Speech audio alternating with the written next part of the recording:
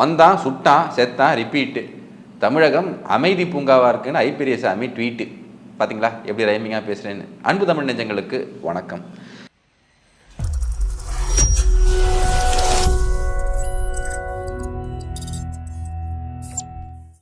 அதாவதுங்க, ரவுடிகளுக்கு புரிகிற பாஷையில் சொல்லுவோம் அப்படின்னு சிஓபி அருண் அவர்கள் சொன்னார். அப்போ புரியல, இப்போ புரியுதுன்னு சொல்கிறவங்களுக்கு கம்பெனி பொறுப்பேற்றுக்காது. இந்த ஒரு சம்பவம், அதாவது திருவேங்கடம் அப்படிங்கிற நபர் போலீஸ் என்கவுண்டர் அப்படிங்கிற ஒரு வார்த்தை இப்போ பிரபலமாக சொல்லப்படக்கூடிய வார்த்தை. ஆனால் அது உண்மையிலே சொல்லணும்னா எக்ஸ்ட்ரா ஜுடிஷியல் கில்லிங், அதாவது நீதிமன்றம் சாங்ஷன் பண்ணாமல் ஒரு மனிதனோட உயிரை பறித்து கொள்வது. அதுக்கு பல காரணங்கள் சொல்லுவாங்க. அதாவது செல்ஃப் டிஃபென்ஸில் நம்ம சுட்டோம். அதில் வந்து ஐபிசிலையும் செக்ஷன்ஸ் இருக்குது, சிஆர்பிசிலையும் செக்ஷன்ஸ் இருக்குது. சிஆர்பிசியில் 46 பக்கம் பார்த்தீங்கன்னா உங்களுக்கு தெரியும். அதே மாதிரி 96 to 100 நீங்கள் பார்த்தீங்க அப்படின்னா ஐபிசியில் இதை பற்றியெல்லாம் பேசியிருப்பாங்க அப்படின்னு நீங்கள் சொன்னால் கூட இந்த விவரம், இந்த ஒரு சம்பவம் நடந்திருக்கு பார்த்தீங்களா. அதாவது ஆம்ஸ்ட்ராங் அப்படிங்கிற ஒரு தலித் லீடர், ஒரு நேஷனல் பார்ட்டியோட ஸ்டேட் பிரசிடென்ட்டு, அவர் கொல்லப்பட்ட வழக்கில் ஒரு முக்கியமான குற்றவாளியாக இருக்கக்கூடிய இந்த திருவேங்கடம் அப்படிங்கிற நபர், அவர் வந்து போலீஸ் ஆக்ஷனில் சுட்டு கொல்லப்பட்டிருக்கார். என்னங்க இந்த போலீஸ் ஆக்ஷன் அப்படின்னா, இதில் ஒரு விவரம் கொடுக்குறாங்க. போலீஸ் தரப்புல இருந்து ஒரு விளக்கம் கொடுக்கப்படுது. என்ன அப்படின்னா, சார் நாங்கள் 5 நாள் போலீஸ் கஸ்டடி வாங்கினோம். இப்போ பொதுமக்களுக்கு புரிகிற மாதிரி சொல்லணும் அப்படின்னா, இப்போ அவங்க நீதிமன்ற காவலிருந்து ஒரு மேஜிஸ்ட்ரேட் என்ன பண்ணுவார்னா போலீஸ்க்கு கஸ்டடி கொடுப்பார். ஒரு 2 நாள், 5 நாள், 1 வாரம் அப்படின்னு கொடுப்பாங்க. அப்போ 5 நாள் போலீஸ் வந்து அவங்கள வந்து விசாரிக்கலாம். அப்போ என்ன பண்ணியிருக்காங்க அப்படின்னா, இந்த போலீஸோட அக்கௌண்ட்ஸ் நாங்கள் என்ன பண்ணுறோம் சார், இந்த புழல் சிறையிலேருந்து இவரை இருந்து கூட்டு போய் நாங்கள் என்ன பண்ணுறோம்னா, அதாவது செம்பியன் போலீஸ் ஸ்டேஷன் அரெஸ்ட் பண்ணுறாங்க. அதுக்கப்புறம் நீதிமன்ற காவலுக்கு போது அவங்க கிட்டேருந்து பர்மிஷன் வாங்கி இந்த போலீஸ் ஸ்டேஷன் வரும்போது நாங்கள் வந்து என்ன பண்ணுறோம்னா, இந்த மாதிரி புழல் வில்லேஜ் கார்டன், எப்படி புழலுக்கு பக்கத்துலேயே புழல் வில்லேஜ் கார்டன் ஒன்று இருக்கான். அந்த புழல் வில்லேஜ் கார்டனில் இவர் வந்து இந்த ஆயுதங்கள்லாம் ஒழிச்சு வச்சுருந்தாரு. இவர் வந்துட்டு இயற்கை பாதை வந்த உடனே அங்கே போகிற சாக்கில் தப்பிக்க பார்த்தாரு. அப்போ அந்த நேரத்தில் என்ன பண்ணியிருக்காரு அப்படின்னா, அங்கே இருக்கக்கூடிய ஆயுதத்தை எடுத்து எங்களை சுட பார்த்தாரு. அப்போ எங்களுக்கு டேஞ்சர் இருக்குது அப்படிங்கிற செல்ஃப் ப்ரொடெக்ஷனுக்கு வேண்டி நாங்கள் என்ன பண்ணோம் அப்படின்னா, நாங்கள் இருக்கக்கூடிய துப்பாக்கி எடுத்து அவரை சுட்டுட்டோம். ஒன்று வந்து தோள்பட்டையில் அவருக்கு பட்டுச்சு, இன்னொன்று வந்து அவரோட இருதயத்தில் பட்டு அவர் செத்து போயிட்டாரு. நெக்ஸ்ட் என்னெல்லாம் தேவையோ அந்த விஷயங்களை நாங்கள் பண்ணிக்கிட்டு இருக்கோன்னு. இதுக்கு மேலே என்ன தேவை, அதுதான் டுடு பண்ணிட்டீங்களே. அதாவது மெஜிஸ்ட்ரியல் இன்கொயரியை பற்றி பேசுகிறாங்க. ஸோ இதுதான் போலீஸ் தரப்போட வெர்ஷன். ஸோ இந்த வெர்ஷனில் நீங்கள் பல கேள்விகள் எழுப்பலாம், பொதுமக்கள் பல கேள்விகள் எழுப்பலாம். இப்போ பொதுமக்களுக்கு வரக்கூடிய சந்தேகம், அது பல பேர்கிட்ட நம்ம பேசியும் சரி, பல தகவல்கிட்ட நம்ம இன்டராக்ட் பண்ணியும் சரி, எல்லாருமே கேட்கக்கூடிய ஃபஸ்ட்டு சந்தேகம் என்ன அப்படின்னா, ஐயா இவங்கெல்லாம் வந்து, அதாவது மொத்தம் 11 பேர், 8 பேர் அவங்களா சரண்டர் ஆயிருக்காங்க, 3 பேர் வந்து நீங்களாக பிடிச்சிங்கன்னு சொல்கிறீங்க. இவர் வந்து அந்த 8 பேரில் சரண்டர் ஆன ஒரு நபர் தான். இன்றைக்கி வந்து போலீஸ் வந்து சிசிடிவி காட்சி ரிலீஸ் பண்ணியிருக்கு. அந்த சிசிடிவி காட்சியில் இவர் வந்து ஆம்ஸ்ட்ராங்கை கொலை பண்ணக்கூடிய விஷயங்கள் நம்மளால் பார்க்க முடியுது. அது வந்துட்டு இவர் தான் அப்படின்னு சொல்லிட்டு ஒரு ஆரோ போட்டு இந்த திருவேங்கடம் தான் கொள்றாரு அப்படின்னு சொல்கிறாங்க. அப்படி இருக்கும்போது வாலண்டியராக வந்து சரண்டர் ஆன, எப்படி தமிழில் சொல்லுவாங்க, எப்படி நம்ம கொலோக்கியலாக சொல்லுவாங்க, வாண்டனாக வந்து ஏறின அவர் எப்படி இந்த நேரத்தில் எஸ்கேப் ஆவார், ஏன் எஸ்கேப் ஆவார்? இது ஒரு பேசிக் டவுட் எல்லாரும் மனசுலையும் இருக்கக்கூடிய ஒரு விஷயம். ரெண்டாவது விஷயம் என்ன அப்படின்னு பார்த்தீங்கன்னா, இந்த ராபரி, அப்புறமா வந்து சீரியஸான தெஃப்ட்டு, பெரிய வந்து ஃபோர்ஜரி பண்ணியிருக்கக்கூடிய ஆட்கள், அதுக்கப்புறம் நாட்டுக்கு கொஞ்சம் டேஞ்சரான ஆட்கள், கொஞ்சம் ஹார்டன்டு கிரிமினல்ஸ், இவங்களெல்லாம் நீங்கள் வந்துட்டு கூப்பிட்டு போகும்போது ஹேண்ட் கஃப் பண்ணிட்டு போவீங்க.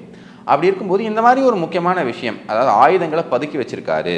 அப்போ அந்த நேரத்தில் நீங்கள் ஏன் ஹேண்ட் கஃப் பண்ணி கொண்டு போகல, ஏன் அப்படியே கூப்பிட்டு போகிறீங்க?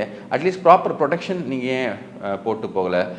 இது வந்து ஒரு முக்கியமான கேள்வியாக இருக்குது. போய் அங்கே போய் கரெக்டாக, அதாவது புழல் இருக்குது, புழல் கார்டனில் வந்து இந்த வெப்பன்ஸ் எல்லாத்தையும் ஒழிச்சு வச்சுருக்காரு. அப்போ போகும்போது அந்த இயற்கை உபாதைக்கு போகும்போது, இந்த படத்துல எல்லாம் பார்ப்போம் பார்த்தீங்களா, அந்த இயற்கை உபாதைக்கு போகும்போது அவர் எடுத்து இங்கே சுட ட்ரை பண்ணாரோ இல்லை வெட்ட ட்ரை பண்ணாரோ என்னவோ, ஆனால் அந்த நேரத்தில் நாங்கள் வந்து திருப்பி தாக்கிட்டோம், நாங்கள் வந்து திருப்பி கொண்டுட்டோம் அப்படின்னு சொல்கிறது எந்த அளவுக்கு நம்பக்கூடிய ஒரு விஷயம் அப்படின்னு நமக்கு தெரியல. அஃப்கோர்ஸ் ஒரு மேஜிஸ்ட்ரியல் என்கொயரி நடத்தணும், அதுக்கப்புறமா தான் நமக்கு விஷயங்கள் தெரியும். அப்படி நடத்தி முடிச்சதுக்கப்புறம் கூட இந்த விஷயங்கள்லாம் வெளியே வருமா, அதுக்குண்டான டைம் ஃப்ரேம் இருக்குமா அப்படிங்கிற கேள்வி எழுது. கரெக்டாக இந்த நேரத்தில் இந்த நபர், சரண்டரான நபர் இப்படி எஸ்கேப் ஆனது பல கேள்விகளை எழுப்புது. இப்போ நாம் மட்டும் அதை சொல்லலாங்க, இப்போ கட்சியோட நிறைய முக்கியமான தலைவர்கள், பல கட்சிகளோட முக்கியமான தலைவர்கள், உதாரணத்துக்கு அதிமுக தலைவர் நம்ம எடப்பாடி பழனிசாமி அவர்கள் என்ன சொல்லியிருக்காரு அப்படின்னா, சார் இதெல்லாம் வந்து சந்தேகத்தை எழுப்புற மாதிரி இருக்கக்கூடிய ஒரு விஷயமா இருக்குது, எப்படி ஹேண்ட் கஃப் பண்ணல அப்படின்னு ஒரு கேள்வி எழுப்பியிருக்காரு.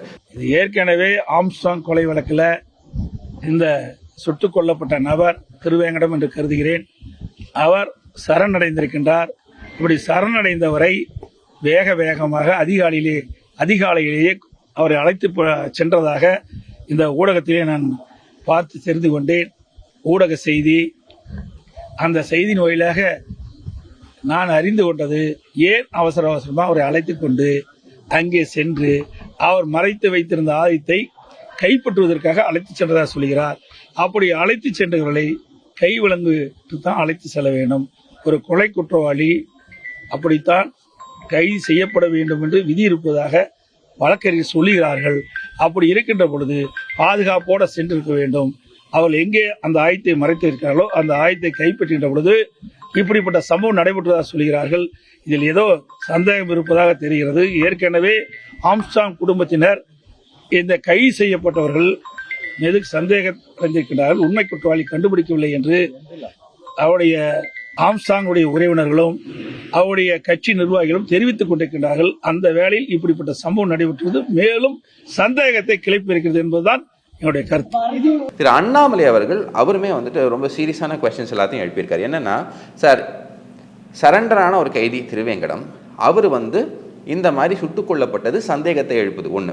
ரெண்டாவது, திமுகலேருந்து 3 பீப்புள், அதாவது 3 ஆட்கள் இதில் இன்வால்வ்டாக இருக்காங்க அப்படிங்கிற காரணத்தினால இது பண்ணப்பட்டிருக்கோ, அதை மூடி மறைக்கிறதுக்கு பண்ணப்பட்டிருக்கோ அப்படிங்கிற சந்தேகத்தை இது எழுப்புது.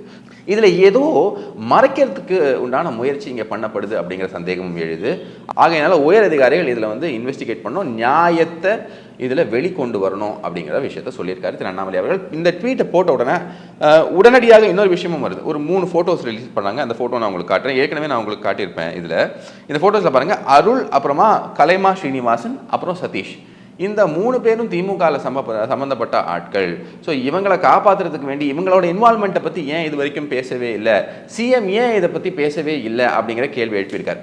ஏன்னா இப்போ கொஞ்ச நாளைக்கு முன்னாடி ஒரு ஃபேக் நியூஸ் ஸ்ப்ரெட் பண்ணாங்க. ஒரு பாஜகக்காரர் இதுக்கு பின்னாடி இருக்காரு, அப்போ பாஜக தான் இருக்குது அப்படின்னு இந்த டிஎம்கே ஐடிவிங் அப்படியே ஸ்டார்ட் பண்ணிச்சு. நாங்கள் என்ன பண்ணோம், இந்த அருளோட ஃபோட்டோவை தூக்கி போட்டு நாசரோட இப்படி க்ளோஸாக இருக்காரு, இவர் திமுக காரர், இவரையும் பிடிச்சி உள்ளே போட்டிருக்காங்க, இவர் தான் அங்கே மெயினான விஷயங்கள்லாம் பண்ணார் அப்படிங்கிற விஷயத்த நம்ம எடுத்து வெளியே விடுறோம். உடனுக்குடன் திமுக ஐடிவிங் அப்படியே சைலண்ட் ஆயிடுச்சு. அதாவது இந்த வடிவேல் அவர்கள் சொல்லுவார் பார்த்தீங்களா, வண்டு முருகன் வாழ்க, வண்டு முருகன் வாழ்க வாழ்க வாழ்க அப்படிங்கிற மாதிரி அப்படியே வாட்டர் டவுன் ஆகிட்டாங்க. மேட்ரு என்ன அப்படின்னு பார்த்தீங்கன்னா, இதில் இவனுக்கு 3 பேர் இன்வால்வ்டு, திமுக காரங்க இன்வால்வ்டு. ஸோ இதுக்கப்புறமா நம்ம பிஜேபி தரப்பு அந்த சைடில் அதை அப்படியே திசை திருப்பி விட முடியாது. ஏன்னா கள்ளக்குறிச்சியிலையும் என்ன பண்ணாங்க, இந்த ஆர்எஸ் பாரதி போன்ற ஆட்கள் இதில் அண்ணாமலை பிளான் பண்ணி பண்ணாருன்னு சொன்னோன்னா கேஸை தூக்கி போட்டாங்க. ஆர்எஸ் பாரதி வாயே திறக்கல. அதுக்கப்புறம் இப்போ இவங்க என்ன ட்ரை பண்ணாங்கன்னா, திமுக ஐடிவிங் எப்படியாவது பிஜேபி கூட லிங்க் பண்ணி விட்டுருவோம், பிஜேபி தான் காரணம்னா இது வேறு மாதிரி போயிடும் அப்படின்னு ட்ரை பண்ணால் கடைசியில் பார்த்தா இவனுக்கு தான் இருக்காங்க, ஃபுல்லாக திமுக காரங்க, 3 திமுக காரங்க இருக்காங்க. இதை பற்றி எப்போ இவர் வாய் திறப்பார் சிஎம் அவர்கள் அப்படிங்கிற ஒரு கேள்வியை திரு அண்ணாமலை அவர்கள் எழுப்பியிருக்கார். மறைந்த தலைவர் ஆம்ஸ்ட்ராங் அவருடைய இல்லத்திற்கு சென்று விட்டு பத்திரிகையாளர் சந்திப்பு பண்ணும்போது பத்திரிகையாளர் கேட்டாங்க, இன்னைக்கு போலீஸ் ஸ்டேட்டா தமிழ்நாடு மாறிடுமா அப்படின்னு. அன்னைக்கே நம்ம சொன்னோம், திரும்ப 1 வாரம் கழிச்சு என்கவுண்டர் பண்ற வேலை இதுக்கெல்லாம் போகாதீங்க.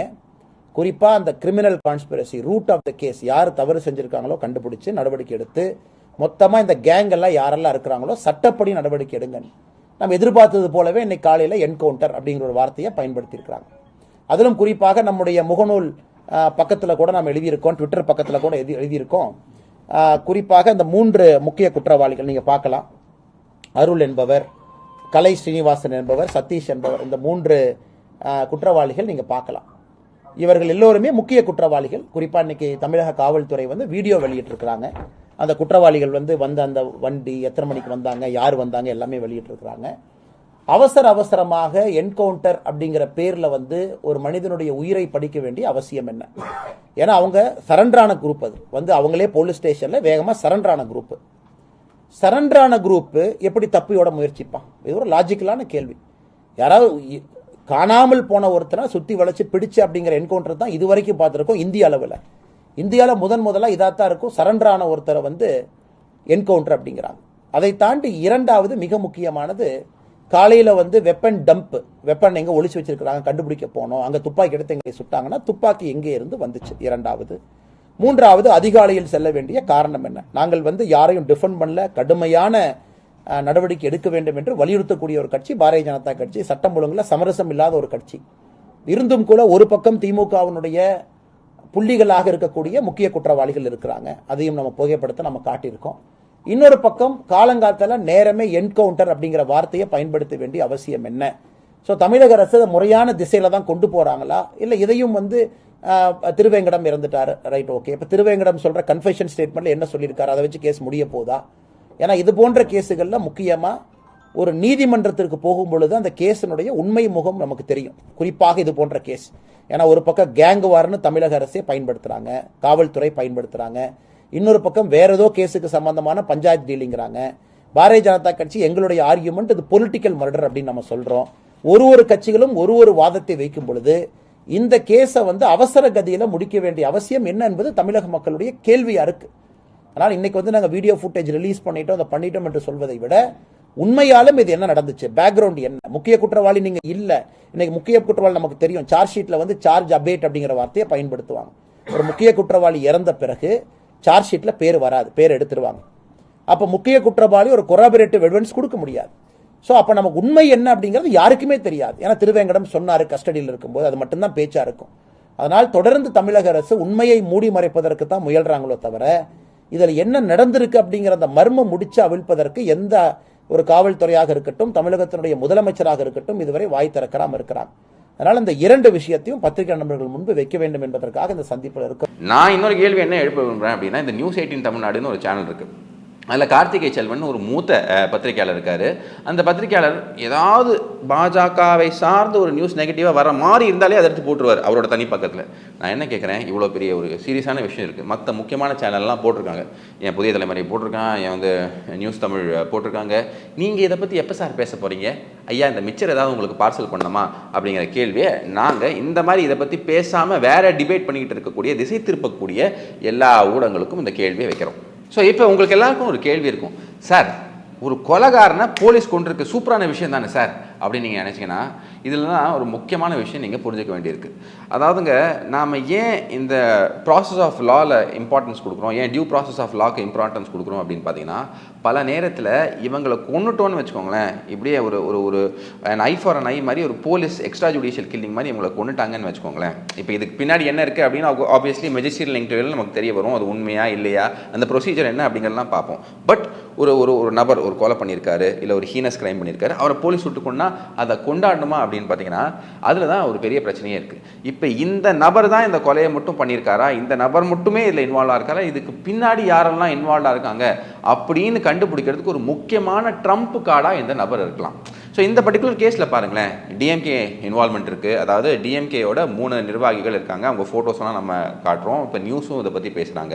அப்போ இவர்கிட்ட இருந்து சில முக்கியமான விஷயங்கள், அதாவது இந்த பர்டிகுலர் நபர் ஏதாவது உளறிட்டா திமுகவுக்கு பிரச்சனை வந்துருமோ அப்படிங்கிற சந்தேகம் எழுதா இல்லையா?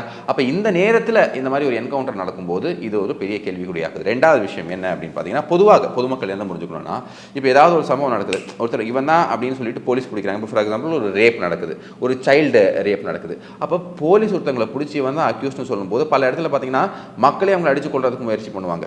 ஆனால் நம்ம என்ன புரிஞ்சுக்கணும் அப்படின்னா, இதுதான் அப்படின்னு, இவன் தான் அப்படின்னு பியாண்ட் டவுட் நம்மளால அந்த இடத்துல ப்ரூவ் பண்ண முடியுமா? அப்போ இந்த நபரை அடித்து கொள்ளும் போது இந்த நபருக்கு பதிலாக வேறு யாரோ உண்மையான கிரைம் பண்ணியிருக்காங்கன்னு ஒரு 10 வருஷம் கழிச்சு தெரிஞ்சதுன்னா அப்போ ஒரு ஒரு நபரோட உயிர் போச்சா இல்லையா? ஸோ ஆகையினால தான் இந்த டியூ ப்ராசஸ் ஆஃப் லாக்கு அவ்வளோ முக்கியத்துவம் கொடுக்கப்படும்.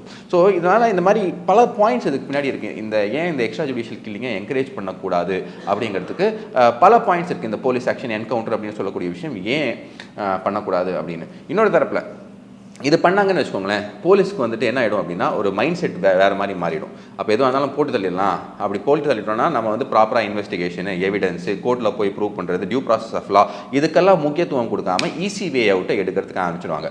அப்போ இது மூலமாக ஒரு ஒரு டெரரைஸ்டு ஒரு ஸ்டேட் ஆஃப் மைண்ட் மக்களுக்கு வந்துடும், யாரை வேணாலும் என்கவுண்டரில் போட்டுருவாங்க.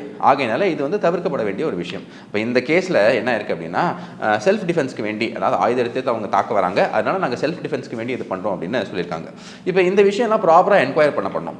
இப்போ தேசிய மனித உரிமை ஆணையம் இருக்குது பார்த்தீங்களா, அதாவது நேஷனல் ஹியூமன் ரைட்ஸ் கமிஷன், அது சர்டன் கைட்லைன்ஸ் எல்லாம் கொடுத்துருக்கு. அந்த கைட்லைன்ஸில் என்னென்னா, இந்த கைட்லைன்ஸ் எதுக்கு அப்படின்னா, கஸ்டோடியல் டெத்து, அதாவது போலீஸோட கஸ்டடியில் ஒரு மரணம் நடந்தாலோ இல்லை போலீஸ் ஆக்ஷனில் ஒரு மரணம் நடந்தாலோ இந்த விஷயங்கள்லாம் ஃபாலோ பண்ணணும் அப்படின்னு அவங்க இன்ஸ்ட்ரக்ஷன்ஸை கொடுத்துருக்காங்க. அதில் முக்கியமான விஷயம் பார்த்தீங்கன்னா, magisterial enquiry as soon as possible, எவ்வளோ சீக்கிரம் முடியுதோ அதை நடத்தணும். அப்புறம் அந்த என்ன பண்ணணும் அப்படின்னா, அதுக்கு அட்வர்டைஸ்மெண்ட் கொடுக்கணும், இந்த விட்னஸ் யாரெல்லாம் இருக்காங்களோ அவங்ககிட்ட போய் இந்த மேஜிஸ்ட்ரேட் என்கொயரி நடத்தணும். அதே மாதிரி போஸ்ட்மார்ட்டமில் என்னெல்லாம் விஷயங்கள் பண்ணணும், ஒரு 7 to 8 ஸ்டெப்ஸ் இருக்குது, அந்த விஷயங்கள்லாம் பண்ணணும். அதுக்கப்புறம் NHRCக்கு என்ன பண்ணணும் அப்படின்னா, 48 ஹவர்ஸ்க்குள்ளே எஸ்பி ரேங்கில் இருக்கக்கூடிய ஒரு ஆஃபீஸர் என்ன பண்ணணும், அதை ரிப்போர்ட் பண்ணோம்.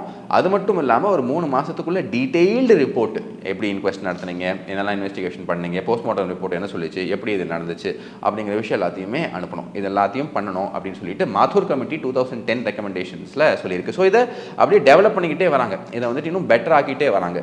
இந்த மாதிரி விஷயங்கள்லாம் பண்ண மட்டும் தான் நமக்கு என்ன ஆகும் அப்படின்னா கிரைமை கண்ட்ரோல் பண்ண முடியும். கன்னை எடுத்தும் சுட்டோம் அப்படின்னா அது வந்து மக்களால் அக்செப்ட் பண்ணவே முடியாத ஒரு ஸ்டேட்டுக்கு கொண்டு போய் நம்மளை விட்டுரும். இதுதான் வந்து நிதர்சனமான உண்மை. அப்போ நீங்கள் யோசிக்கலாம், சார் இப்போ பல இடத்துல இந்த ரவுடிகள் என்கவுண்டரில் கொல்லப்படுறாங்க, இந்த ரொம்ப ஒரு ஹிஸ்ட்ரி ஷீட்டர்ஸ் எல்லாம் கொல்லப்படுறாங்க அப்படின்னா, இதெல்லாம் நீங்கள் பார்த்தீங்க அப்படின்னா இவங்க எப்படி ஒரு ஹிஸ்ட்ரி ஷீட்டர் ஆனாங்க? க்ரைம் பண்ணும்போதே அதோட ஆக்ஷன், அது மேலே இருக்கக்கூடிய அந்த ஒரு ஸ்ட்ரிஞ்சன்ட் ஆக்ஷன் எடுத்து தூக்கி உள்ளே போட்டு அவங்கள வந்துட்டு ஒரு 2 years 3 years நீங்கள் உள்ளே வச்சுருந்தீங்க அப்படின்னா எப்படி அடுத்து ஆக்ஷன் பண்ண முடியும் அவனால்? அப்போ இங்கே வந்து இந்த ஜுடிஷியல் ப்ராசஸ், அதே மாதிரி இந்த போலீஸ் ரிஃபார்ம்ஸ், இது ரெண்டுத்தையுமே நம்ம ஸ்ட்ரெங்தன் பண்ணணும். போலீஸ் ரிஃபார்மை உடனுக்குடன் நம்ம பண்ணோம். அட் த சேம் டைம் ஜுடிஷியரியிலையும், அதனால தான் இப்போ இந்த 3 சட்ட திருத்தம் கொண்டு வந்திருக்காங்க. அப்போ இது கொண்டு வந்த உடனே இதெல்லாம் நடந்துருமானா அதெல்லாம் நடக்காது, அதுக்கும் டைம் எடுக்கும், டைம் கன்சியூமிங் ப்ராசஸ். பட் இருந்தாலும் இது ரெண்டுமே இன் டேண்டம் அதை மூவ் பண்ணால் மட்டும்தான் ரவுடிசத்தை குறைக்க முடியும். நான் எடுத்துட்டேன், இன்றைக்கி ஒரு புது ஆஃபீஸரை போட்டேன், 4 பேரை போட்டேன் அப்படிங்கிறனாலலாம் இங்கே க்ரைம் ரேட் குறையும் அப்படின்னு நம்மளால் எண்ணவே முடியாது. அப்படி வந்துச்சுன்னா அது வந்துட்டு சமூகத்துக்கு ஒரு டேஞ்சரஸான சிச்சுவேஷனில் கொண்டு போய் விட்டுரும். போலீஸ் அக்கௌண்டபிலிட்டிக்கு வராது, புரியுதுங்களா? ஆகையினால இந்த பர்டிகுலர் கேஸில் மக்களோட மனப்பான்மை என்னன்னா, இப்போ பொதுவாக ஒரு ரேபிஸ்ட்டு இல்லை ஒரு சைல்டு ரேபிஸ்ட்டு இல்லை வந்துட்டு ஒரு ரேப் அண்ட் மர்டர் கேஸு இல்லை வந்து இந்த ஒரு பொதுமக்களுக்கு வந்து ஏதாவது பிரச்சனை பண்ண நபர், அதாவது குடிச்சிட்டு வண்டி ஓட்டு வந்து யாரையாவது அடித்து கொண்டவங்க, இந்த மாதிரி ஆட்கள் எல்லாம் பொதுவாக போலீஸ் என்கவுண்டர் பண்ணிச்சுன்னா என்ன ஆகும் அப்படின்னு பார்த்தீங்கன்னா மக்களோட மைண்ட் செட், அவனுக்கு வேணும்டா, அவன் இப்படி பண்ணான்டா, அவன் அதனால் அப்படி சுட்டுட்டாங்க, பரவாயில்ல, போலீஸ் அப்ரிஷியேட் பண்ணுவாங்க. ஆனால் இந்த பர்டிகுலர் கேஸில் ஜுடிஷியல் கஸ்டடியிலேருந்து போலீஸ் கஸ்டடிக்கு மாற்றின ஒரு நபரை, அதுவும் மேஜிஸ்ட்ரேட் தான் மாற்றிருக்காரு. மேஜிஸ்ட்ரேட் என்ன சொல்வாருன்னா, நீங்கள் வந்துட்டு என்கொயரி பண்ணோம், என்கொயரி பண்ணிவிட்டு என்னெல்லாம் அவருக்கு எந்த பிரச்சனையும் வரக்கூடாது, ஃபிசிக்கலி எதுவும் ஹார்ம் பண்ணக்கூடாது, ப்ராப்பராக எங்கள்கிட்ட கொண்டு வந்து ரிப்போர்ட் பண்ணணும் அப்படின்னு சொல்லுவாங்க. அந்த மாதிரி ஒரு நபர் செத்து போயிருக்காங்க அப்படின்னா மக்கள் என்ன யோசிக்கிறாங்கன்னா, சார் இது ஒரு பொலிட்டிக்கல் மர்டர்னு எல்லாருக்கும் தெரியும், போலீஸ் கஸ்டடியில் இருக்கும்போது இந்த மாதிரி சாவது அப்படிங்கிறது ஒருவேளை உண்மை குற்றவாளியை மறைக்கிறதுக்கு உண்டான முயற்சியோ அப்படிங்கிற சந்தேகம் கண்டிப்பாக வலுவாக மக்கள் மனசில் எழுந்துக்கும். ஸோ இது வந்து போலீஸோட ஹேண்ட்ஸை ஸ்ட்ரெங்தன் பண்ணாது. ஸோ அங்கே இந்த மாதிரி என்கவுண்டர் பண்ணுறதுக்கும் இந்த மாதிரி என்கவுண்டர் பண்ணுறதுக்கும் வித்தியாசம் இருக்குது அப்படிங்கிறத நீங்கள் புரிஞ்சுக்கணும். இளைய பாரதம் சொந்தங்களுக்கு வணக்கம். இளைய பாரதத்தில் புது முயற்சிகள், விரிவாக்கம் எல்லாம் நீங்கள் பார்த்துக்கிட்டு இருப்பீங்க. எங்களோட வளர்ச்சிக்கு நீங்கள் உதவணும்னு நினச்சிங்கன்னா கீழே இருக்கக்கூடிய இந்த அக்கௌண்ட் நம்பருக்கு உங்களுக்கு தோன்ற அமௌண்ட்டை கான்ட்ரிபியூட் பண்ணலாம். உங்களோட ஆதரவுக்கு என்றும் நன்றி.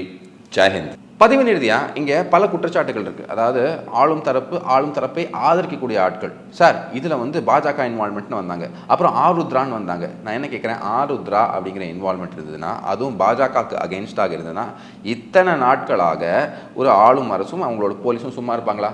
இந்த பேசிக்கான கேள்விக்கு பதில் சொல்லுங்கள். ஏதாவது ஒரு ஸ்லைட்டஸ்ட் இன்வால்வ் இருந்ததுன்னா ஆளும் அரசு சும்மா இருக்குமா? ரெண்டாவது விஷயம், இந்த மாதிரி ஒரு முக்கியமான கொலை வழக்கில் எல்லாரோட அட்டென்ஷனும் இங்கே தான் இருக்குது. சிபிஐ என்கொயரி வேணும்னு மாயாவதி வரைக்கும் சொன்ன ஒரு கேஸில் இந்த மாதிரி போலீஸ் கஸ்டடியில் ஒரு டெத் வந்துச்சுன்னா அது போலீஸுக்கு நல்ல விஷயமா? அப்போ காவல்துறையை கண்காணிக்கக்கூடிய அமைச்சர் சிஎம் ஸ்டாலின் அவர்கள் என்ன பண்ணுறார்? இதுதான் எங்களோட கேள்வி. இணைந்ததுக்கு நன்றி. வணக்கம். வந்தே மாதரம். பாரத் மாதா கி ஜெய். வாழ்க நம் பாரதம். ஜெய் ஸ்ரீராம். ஜெய்ஹிந்த்.